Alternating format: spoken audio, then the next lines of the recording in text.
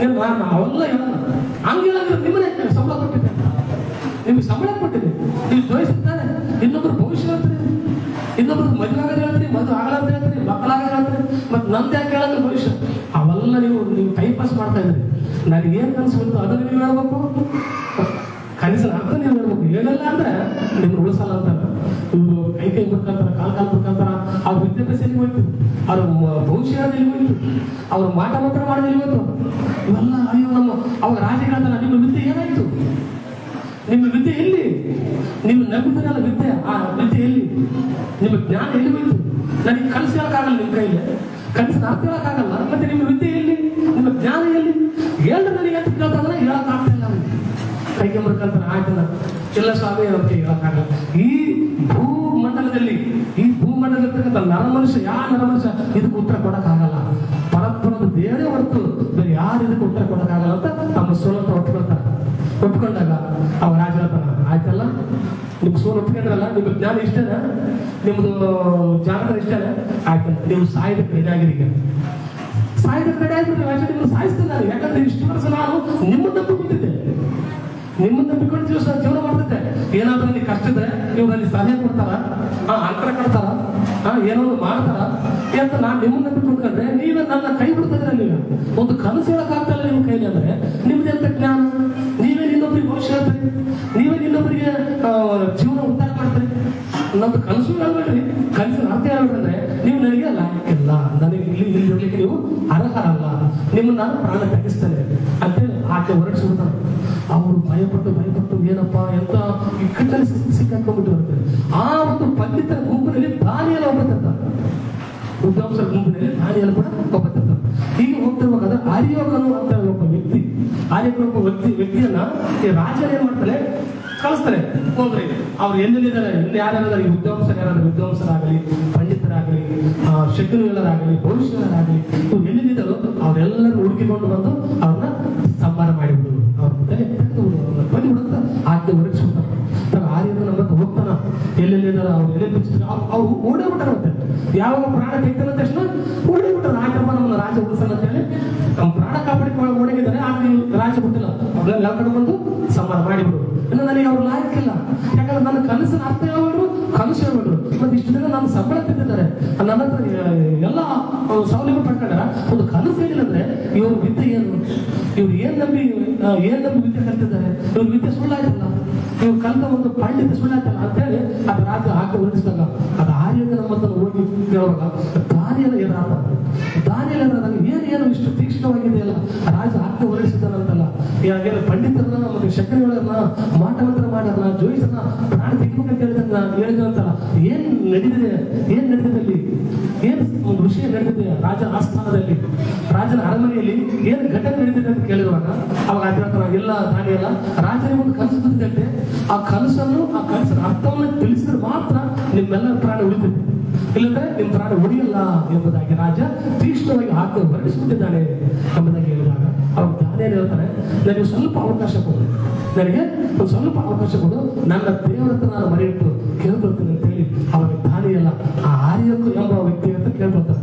ಅವಾಗ ಆತ ಹೋಗಿ ಪ್ರಾರ್ಥನೆ ಮಾಡ್ತಾನೆ, ಯಾರ ಶಬ್ದರನ್ನು ಕರ್ಕೊಂಡು ಬಂದು ಅವಾಗ ಆ ದಾನಿಯೇಲ 4 ಜನ ಸೇರಿ ಪರಲೋಕ ದೇವರಿಗೆ ಪ್ರಾರ್ಥನೆ ಮಾಡ್ತಾರೆ, ಸ್ವಾಮಿ ನಾವು ಬರೀ ಇಕ್ಕಟ್ಟಲ್ಲಿ ಸಿಕ್ಕಾಕಿಕೊಂಡಿದ್ದೇವೆ, ಇದಕ್ಕೆ ಏನಾದ್ರೂ ಉತ್ತರ ಕೊಟ್ಟಿಲ್ಲ ಅಂದ್ರೆ ನಮ್ಮ ಪ್ರಾಣ ಕೂಡ ಹೋಗ್ತದೆ, ಅಲ್ಲಿ ದಾನಿಯೇಲ ಪ್ರಾಣ ಕೂಡ ಹೋಗ್ತದೆ, ಆತ ಕೂಡ ಅವ್ರ ಗುಂಪಿನಲ್ಲಿದ್ದಾನೆ, ರಾಜನ ಅವರ ಆಡಿಸಿದಾನಲ್ಲಿ ಮುಖ್ಯ ವಿದ್ವಾಂಸರು ಎಂಬುದಾಗಿ, ಮುಖ್ಯ ಅಧಿಕಾರಿಗಳು ಎಂಬುದಾಗಿ. ಈಗ ನಮಗೆ ಈ ಉತ್ತರ ಹೇಳಿಲ್ಲ ಅಂತಂದ್ರೆ ನನ್ನ ಪ್ರಾಣ ಹೋಗ್ತದೆ, ನಮ್ಮ ಸ್ನೇಹಿತರ ಪ್ರಾಣ ಹೋಗ್ತದೆ, ವಿದ್ವಾಂಸರು ಮಾಟಗಾರರು ಎಲ್ಲ ಪ್ರಾಣ ಹೋಗ್ಬಿಡ್ತದೆ. ಸ್ವಾಮಿ ಇದಕ್ಕೆ ನೀನೇ ಉತ್ತರ ಕೊಡೋದು, ದೇವರು ನಿನ್ನ ಬಿಟ್ಟರೆ ಬೇರೆ ಯಾರೆಲ್ಲ ಸ್ವಾಮಿ ಎಂಬುದಾಗಿ ಅವರೆಲ್ಲರೂ ಬರಕಾಲೋಗಿ 4 ಜನ ತಮ್ಮ ರೂಮಿನಲ್ಲಿ ಹೋಗಿ, ತಮ್ಮ ಮನೆಯಲ್ಲಿ ಹೋಗಿ ದೇವರಿಗೆ ರಾತ್ರಿ ಪ್ರಾರ್ಥನೆ ಮಾಡುವಾಗ ದೇವರು ರಾತ್ರಿ ಸ್ವಪ್ನದಲ್ಲಿ ದಾನಿಯೇಲನಿಗೆ ಉತ್ತರ ಕೊಟ್ಟಂತೆ. ಅಲ್ಲಿ ಎಲ್ಲರೂ ಚಪ್ಪತ್ತೋಣ ದೇವರಿಗೆ ರಾತ್ರಿ ಸ್ವಪ್ನದಲ್ಲಿ ಕನಸಿನಲ್ಲಿ ದಾನಿಯೇಲನಿಗೆ ಉತ್ತರ ಕೊಟ್ಟಂತೆ. ಯಾರು? ದೇವಾದ ದೇವರು. ರಾತ್ರಿಗೆ ಏನು ಕನಸು ಬಂತು ಮತ್ತು ಕನಸಿನ ಅರ್ಥ ಎಂಬುದಾಗಿ ಉತ್ತರ ಕೊಟ್ಟಾಗ ಆಗ ದಾನಿಯೇಲ ಅರಮನೆಗೆ ಓಡೋಡಿ ಆತನಿಗೆ ಹೇಳ್ತಾನೆ, ಆರ್ಯೋಗ ಎಂಬ ವ್ಯಕ್ತಿಗೆ ಆದಷ್ಟು ಬೇಗ ನನ್ನ ರಾಜನ ಆಸ್ಥಾನಕ್ಕೆ ಕರ್ಕೊಂಡು ಹೋಗಂತಿರ್ತಾನೆ.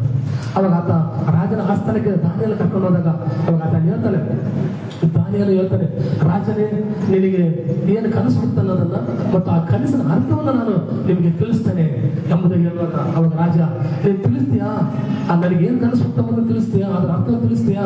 ಯಾಕಂದ್ರೆ ಇವರು ಶಕುನಿ ಭವಿಷ್ಯರು ಪಂಡಿತರು ಯಾರು ಹೇಳಿಲ್ಲ ನನಗೆ, ನೀನ್ ಹೇಗೆ ತಿಳಿಸ್ತೀಯಾ ಅಂತಂದಾಗ, ಇಲ್ಲ ತಿಳಿಸ್ತೇನೆ, ನಾನು ನಮ್ಮದು ದೇವರು ಪರಮ ಜ್ಞಾನಿಯಾದ ದೇವರಾಗಿದ್ದಾನೆ, ಅದನ್ನು ಸರ್ವ ಜ್ಞಾನಿಯಾದ ದೇವರಾಗಿದ್ದಾನೆ, ಎಲ್ಲರ ಕನಸುಗಳನ್ನ ಎಲ್ಲರ ಒಂದು ರಹಸ್ಯಗಳನ್ನು ತಿಳಿಸುವ ದೇವರು ಏಕೈಕ ದೇವರು ಆತ ಯೇಸು ಪ್ರಭು ಆಗಿದ್ದಾರೆ.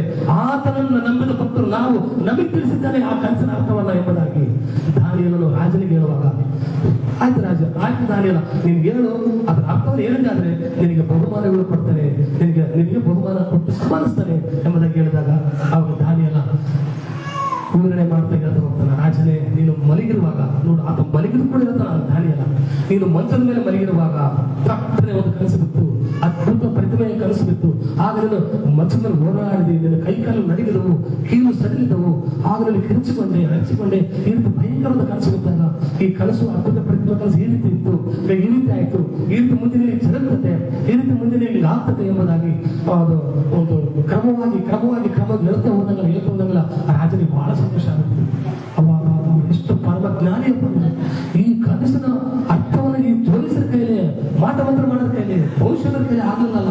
ನಿನಗೆ ಆ ಕನಸಿನ ಅರ್ಥವನ್ನು ಹೇಳಿದಲ್ಲ, ನಿನ್ನ ದೇವರು ದೊಡ್ಡ ದೇವರು, ನಿನ್ನ ದೇವರೇ ಸರ್ವಶಕ್ತನಾದ ದೇವರು ಅಂತ ಹೇಳ್ಬಿಟ್ಟು ಮಹಾರಾಜನಾದ ನೆಬೂಕದ್ನೆಚ್ಚರನೇ ದಾನಿಯೇಲನಿಗೆ ಅಡ್ಡ ಬಂದನು.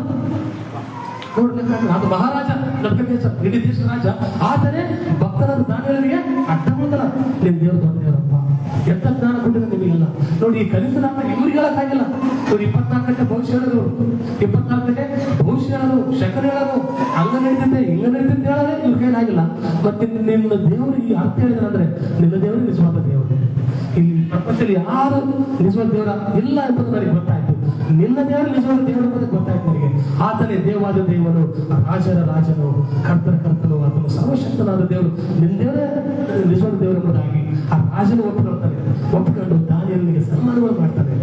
ಅಂದ್ರೆ ಇದರಿಂದ ನಾವು ತಿಳಿತಕ್ಕಂಥ ಅಂಶ ಏನಂತಂದ್ರೆ, ಒಬ್ಬ ದಾನಿಯೇಲ ಒಬ್ಬ ಭಕ್ತನು ಇಕ್ಕಟ್ಟಲ್ಲಿ ಸಿಕ್ಕಿರುವಾಗ, ಆತನ ಮನೆ ಇಡುವಾಗ ದೇವರು ತನ್ನ ರಹಸ್ಯವನ್ನು ಅವರಿಗೆ ತಿಳಿಸ್ತಾನೆ. ದೇವರ ಮಕ್ಕಳನ್ನ ದೇವರು ಎಂದೂ ಕೈ ಬಿಡಲ್ಲ. ಒಂದು ವೇಳೆ ಎತ್ತ ತಾಯಿ ಬರ್ತಾಳೆ, ಒಂದು ವೇಳೆ ಎತ್ತ ತಂದೆ ಬರ್ತಾರೆ, ಒಂದು ವೇಳೆ ಬಂಧು ಬಳಗದ ನಮ್ಮನ್ನು ಬಿಟ್ಟು ತುಂಬ ಹೋಗೋದು, ಆದ್ರೆ ಯೇಸು ಸ್ವಾಮಿ ಮಾತ್ರ ನಮ್ಮ ಕೈ ಹಿಡಿದು ಇಕ್ಕಟ್ಟಿನ ಸಮಯದಲ್ಲಿ ನಮಗೆ ವಿಶೇಷ ಸಹಾಯ ಆಗುತ್ತೆ. ನೋಡಿ, ಇಲ್ಲಂದ್ರೆ ಅಲ್ಲಿ ದೇವರೇನಾದ್ರೂ ದಾನಿಯೇಲನಿಗೆ ಆ ಕನಸಿನ ಅರ್ಥ ಹೇಳಿದ್ರೆ ಅವ್ರು ದಾನಿಯೇಲ ತೆಗೆದುಕೊಂಡು ಹೋಗ್ಬಿಟ್ಟು ಅವ್ರು ಕೂಡ ಸತ್ತೋಗ್ಬಿಟ್ಟಿದ್ರು. ಅದರ ಸಹಾಯಕ ಯೇಸು ಅದು ಕೊಡಲಿಲ್ಲ, ತನ್ನ ಭಕ್ತರನ್ನು ಉಳಿಸಿದ್ದಾದ್ರೆ ಆ ವಿದ್ವಾಂಸರು ಎಲ್ಲರೂ ಉಳಿದ್ರು, ಅವರ ಪ್ರಾಣ ಉಳಿತು. ಇಡೀ ದೇಶಕ್ಕೆ ರಾಜ ಹೇಳ್ತಾನ, ಇಡೀ ದೇಶಕ್ಕೆ ದಾನಿಯೇಲನ ದೇವರೇ ನಿಜವಾದ ದೇವರು, ಆತ ಬಿಟ್ರೆ ಯಾವ ದೇವರು ಈ ಲೋಕದಲ್ಲಿಲ್ಲ, ಆತ ಒಬ್ಬನೇ ಸರ್ವಶಕ್ತನಾದ ದೇವರು ಎಂಬುದಾಗಿ ರಾಜನ ಆ ದೇವರನ್ನ ಕೊಂಡಾಡ್ತಾರೆ. ಅಂತಹ ಒಂದು ಅದ್ಭುತವಾದ ಒಂದು ಸಾಕ್ಷ್ಯವನ್ನು ಹೊಂದಿಕೊಂಡಂತ ದಾನಿಯೇಲ ದೇವರ ಭಕ್ತನಾಗಿ ಜೀವಿಸಿ ದೇವರ ಒಂದು ಜ್ಞಾನ ಪಡ್ಕೊಂಡು ಅಲ್ಲಿ ರಾಜನ ಒಂದು ಆಸ್ಥಾನದಲ್ಲಿ ದೇವರಿಗೆ ಮಹಿಮೆ ತೋರ ರೀತಿ ಆತ ಜೀವಿಸ್ತಾನೆ. ದೇವರಿಗೆ ಮಹಿಮೆ ತೋರ ರೀತಿ, ಯಾಕಂದ್ರೆ ನೋಡಲ್ಲಿ ಒಬ್ಬ ದಾನಿಯೇಲ ಇಡೀ ರಾಜ್ಯವನ್ನು ಬದಲಾಯಿಸ್ಬಿಟ್ಟಾನೆ. ಒಬ್ಬ ದಾನಿಯೇಲ ಕನಸಿನ ಅರ್ಥ ಹೇಳೋದ್ರ ಮೂಲಕ ರಾಜ ಬದಲಾದ, ಇಡೀ ರಾಜ್ಯದ ಜನರೆಲ್ಲ ಬದಲಾದರು, ಪ್ರಜೆಗಳು ಬದಲಾದರು. ಈ ಯೇಸು ಸ್ವಾಮಿ ನಿಜವಾದ ದೇವರು ಎಂಬುದಾಗಿ ಒಪ್ಪಿಗೆ ಬಿಟ್ಟರೆ ಅವರು ಆ ರೀತಿ ಮಾಡಿದರು. ಹಾಗಾಗಿ ಇದರಿಂದ ನಾವು ಕಲಿತಕ್ಕಂಥ ಅಂಶ ಏನಂತಂದ್ರೆ, ದೇವರು ತನ್ನ ಮಕ್ಕಳನ್ನು ಯಾವತ್ತೂ ಕೈ ಬಿಡಲ್ಲ. ಎಂಥ ಸಮಸ್ಯೆ ಬಂದರೂ ಕೂಡ ನಮಗೆ ಹೊರನೋಟಕ್ಕೆ ಭಯ ಬರಬಹುದು, ಹೊರನೋಟಕ್ಕೆ ಹೇಗಪ್ಪ ಇದು ಅಂತ ಅನಿಸೋದು. ಆದರೆ ಸರ್ವಜ್ಞಾನಿಯಾದ ದೇವರು ಅದು ಯಾವಾಗಲೂ ನಮ್ಮನ್ನು ನೋಡಿ ನಮ್ಮನ್ನು ಕೈ ಬಿಡದೆ ನಮ್ಮನ್ನು ಕಾಪಾಡೋದಾಗಿರುತ್ತೆ. ಅಲ್ಲೆಲ್ಲೂಯ್ಯ. ದೇವರು ಈ ವಾಕ್ಯಗಳನ್ನು ಆಶೀರ್ವಾದ ಮಾಡಲಿ. ಕೊಟ್ಟಂತ ವಾಕ್ಯಕ್ಕಾಗಿ ದೇವರು ನಿಮ್ಮೆಲ್ಲರನ್ನು ಆಶೀರ್ವದಿಸಲಿ. ನಮ್ಮ ತಾಯಿಯವರಿಗೆ ಬಂದು ಹೇಳ್ತಾ ನಾನು ಈ ವಾಕ್ಯವನ್ನು ಮುಗಿಸ್ತೇನೆ.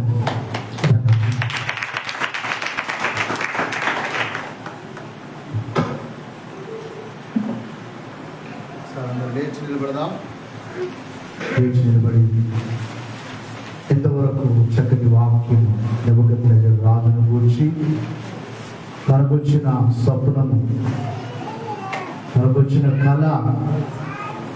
కొన్నిసార్లు మనకు స్వప్నాలు కళలు వచ్చినప్పుడు మర్చిపోతాం. ఈ రాజు కూడా కళ వచ్చింది కానీ మర్చిపోయాడు. తన దగ్గర ఉన్న శకునగానులు మంత్ర ప్రయోగాలు చేసే మాంత్రికులు ఎంతో మంది గొప్పవారు ఉన్నారు. వారిని అడిగితే వారు చెప్పలేదు. కళ చెప్పాలి, కళ భావం చెప్పాలన్నప్పుడు వారు చెప్పలేదు.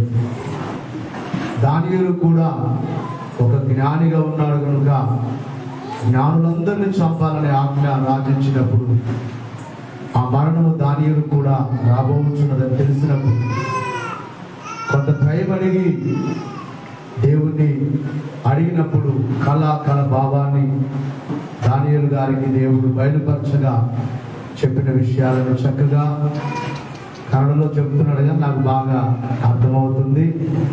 ఆ వాక్యాలను చక్కగా మనం ఎవరి మీద ఆధారపడాలి? ఈ రాజు ఎవరి మీద ఆధారపడ్డాడు? మంత్ర ప్రయోగాలు చేసే వారి మీద, వాస్తు చెప్పే వాళ్ళ మీద. మదువయ్యే వదిన నావు పెళ్లి చేస్తూ ఉన్నాను ఈ సంవత్సరంలోనే.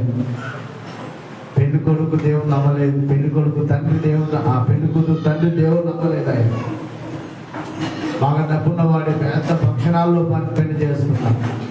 పెళ్లి కుమారుడు పెళ్లి కుమార్తె తండ్రి దేవుడు నమ్మారు. వారు క్రైస్తవ వివాహానికి ఒప్పుకున్నారు.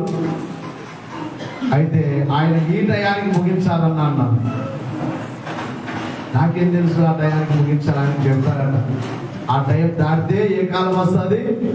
రావు కాలం వస్తుంది. నేను కార్యక్రమం అంతా చేయకుండా, వాక్యం చదవకుండా, అసలు వాక్యం చెప్పకుండా ఎక్కడ పెళ్లి చేస్తామా? నేను మామూలుగా చేసుకుంటాం. ఆయన వచ్చి నన్నేమి అన్నాక దైవ సేవకుడు కదా, అయ్యా ఏడుస్తున్నాడు, అయ్యా టైం అవుతాడయ్యా, మాడయ్యా, రావు కాలం బంధిద్దయ్యా అని కన్నీళ్ళు పెట్టేస్తున్నాడు ఆ క్యాండిడేట్. నాకు బాధ వచ్చింది. అయ్యా ఏమి కాదు, మేము ఉన్నాం కదా దైవ సేవకులు.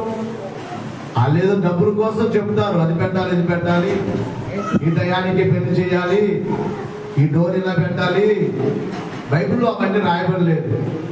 యెహోవా ఇల్లు కట్టించిన దాన్ని కట్టు వారి ప్రయాస వ్యర్థం. దేవుడు చేయకపోతే మనం ఏం చేసినా వ్యర్థమే. ఒక ఆమె ఇల్లు కట్టించడానికి బల్లారులో ఆమె చెప్పిన మాట, ఆమె పరిస్థితులు, అప్పులు, సమస్యలు ఎక్కువైపోతుంటే అడిగితే చెప్పారట, మీ కాంపౌండ్ బాగోలేదు, కాంపౌండ్ తీసి మరలా కట్టాలి, కిటికీ వైపు ఉండకూడదు, డోర్ ఇటు వైపు ఉండకూడదు అని చెబితే ఆమె చెప్పిన మాట ఏంటంటే 10 లక్షల రూపాయలు ఖర్చు పెట్టిందట వాస్తుకి. ఎంత గట్టిగా చెప్పాలి? 10 లక్షలు మాతో చెప్పింది. ఆ తల్లి వారింటికి కూడా వెళ్ళాను, ప్రార్థనకి వెళ్ళాను. బల్లారులోనే ఉంటారు వారు. 10 లక్షలు ఖర్చు పెట్టినా వారి పరిస్థితులు మారలేదు.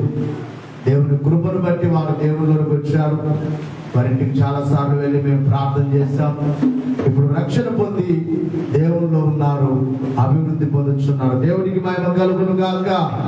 కనుక ఈ రాజు వేరే వేరే వాటి మీద ఆధారపడ్డాడు.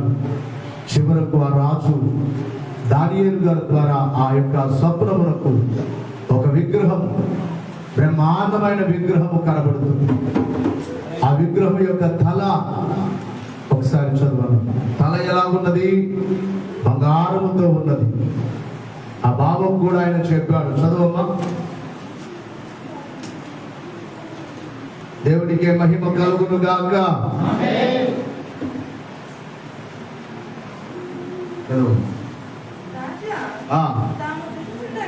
తాము చూచుచుండగా బ్రహ్మాండముకు ఒక ప్రతిమ కనబడను కదా. ఈ గొప్ప ప్రతిమ మహాప్రకాశమును భయంకరమునైన రూపమును గలదై నిలిచెను. ఆ ప్రతిమ యొక్క శిరస్సు మేలిమి బంగారమయమైనది. ప్రతిమ యొక్క శిరస్సు, తల బంగారముతో ఉన్నదట. దాని రొమ్ములు, భుజములను ఎండివి, దాని ఉదరము, తొడలును ఇత్తడివి, దాని మోకాళ్ళు ఇనుపయు, దాని పాదములు ఒక భాగము ఇనుపదియు ఒక భాగము మట్టిదియునై యుండెను. ఇక్కడ ప్రపంచ చరిత్ర అంతా కూడా దేవుడు ఇక్కడ బయలుపరిచారు. బంగారు రాజ్యం అంటే నెబుకద్నెజరు బబులోను సామ్రాజ్యం. తర్వాత వచ్చిన వెండి రాజ్యము అంటే అది ఆయన తర్వాత వచ్చిన రాజ్యం. ఆ తర్వాత వచ్చిన రాజ్యం ఇత్తడి ఉదరము తొడలు ఇత్తడితో ఉన్నాయి. ఇది మరొక రాజ్యం. ఈ 4 రాజ్యాలు తర్వాత వచ్చిన ఇనుము రాజ్యము. కాళ్ళేమో ఇనుముతో ఉన్నట్లుగా, మోకాళ్ళు ఇనుముతో ఉన్నట్టుగా చూస్తున్నాం. అదే రోమా సామ్రాజ్యం. ఇక చివరిగా పాదముల యొక్క రాజ్యం ఏమిటంటే మనమున్న రాజ్యమే. ఏ రాజ్యము? కొంతవరకు మట్టితో ఉన్నాయట, కొంతవరకు ఇనుముతో ఉన్నాయి. మనం ఇనుమును 1 సంవత్సరం మట్టిలో వేస్తే ఏమైపోతుంది? మట్టిలో కలిసిపోతారు. ఈ రాజ్యము ఈ రోజుల్లో ఈ ప్రపంచం కూడా అలాగే ఉంది. ఒకరికొకరికి అక్కడ అంటాడు కదా, ఒకరికొకరికి పొసుకగా ఉండేను. ఒకరికొకరికి పొసగట్లేదు. ఇళ్లలో, గృహాల్లో, కుటుంబాల్లో. ఇందాక పాస్టర్ గారు చెప్పారు కదా, ఈ లోకంలో ఎవరైనా మనల్ని మర్చిపోవచ్చు. తల్లి మర్చిపోవచ్చు, తండ్రి మర్చిపోవచ్చు. మనవని వారు దేవుడు ఒక్కరే. మానవులు ఒకరిలో ఒకరికి ప్రేమ లేదు. అతగిని కాలము, పసుగని కాలము, ప్రపంచ చరిత్ర అంతా కూడా ఇంతకుముందు మీకు ఈ ప్రసంగం చెప్పడం జరిగింది కనుక ఇక్కడ చక్కగా పాస్టర్ గారు వివరించారు. చక్కటి పాటలు పాడారు. దేవునికి మహిమ కలుగును గాక. తైలాభిషేక పండుగల కొరకై అందరూ ప్రార్థన చేయండి. పోయిన శుక్రవారం మీకు చెప్పినట్లుగా మీరు మధ్యవర్తులై ఉండాలి అనే మాటలు మీకు చెప్పడం జరిగింది. వచ్చే వారం ప్రభుత్వమైతే మీకు ఆ ప్రసంగం తెలియజేస్తాను. దేవునికి మానవుని మీద కోపం. ఎందుకు కోపం అంటే మనిషి చేసే పాపానికి శిక్ష దేవుడు ఇవ్వాలి. అయితే ఆ శిక్ష మానవుని మీదకి రాకుండా దేవునికి నరులకు మధ్యలో, ఇందాక దానియేలు గారు వారికి మరణం రాబోతుంది, దేవుడు ఆయన మధ్యలో నిలబెట్టారు. దేవునికి మొరపెట్టగా వారికి వచ్చే మరణాన్ని దేవుడు ఆపు చేస్తాడు. బైబిల్లో లాగున తన బిడ్డలకు వచ్చే శాపములకు తన భక్తులైన వారు, తన సేవకులైన వారు, తన ప్రవక్తులైన వారు అడ్డుపడినట్లుగా బైబిల్లో మనకు. రెండవదిగా మనుషులకు మధ్యలో, కుటుంబంలో కావచ్చు, అన్నదమ్ములు గొడవపడుతున్నారు.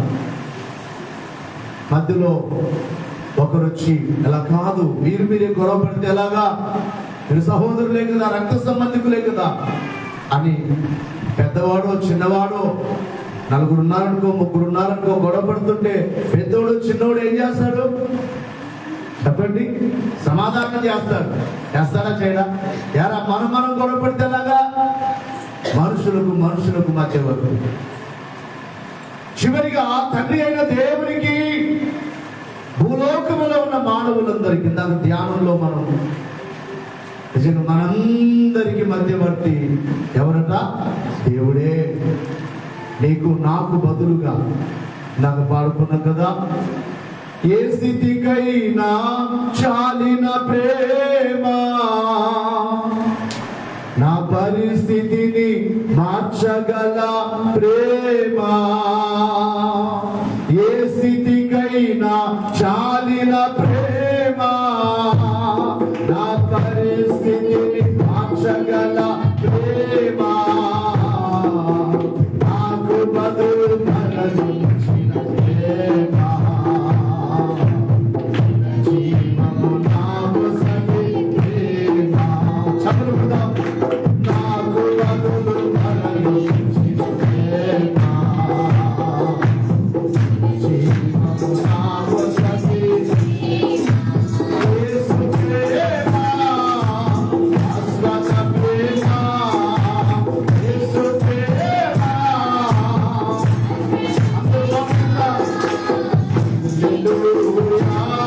Hallelujah.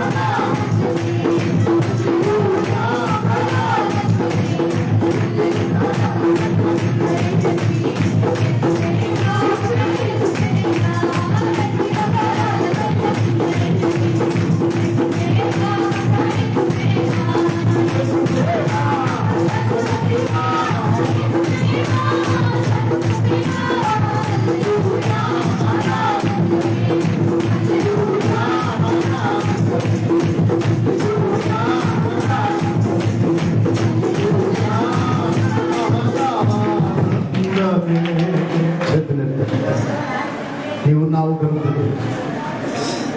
నీవున్నావు కనుకనే మేము క్షేమముగా ఉన్నాము.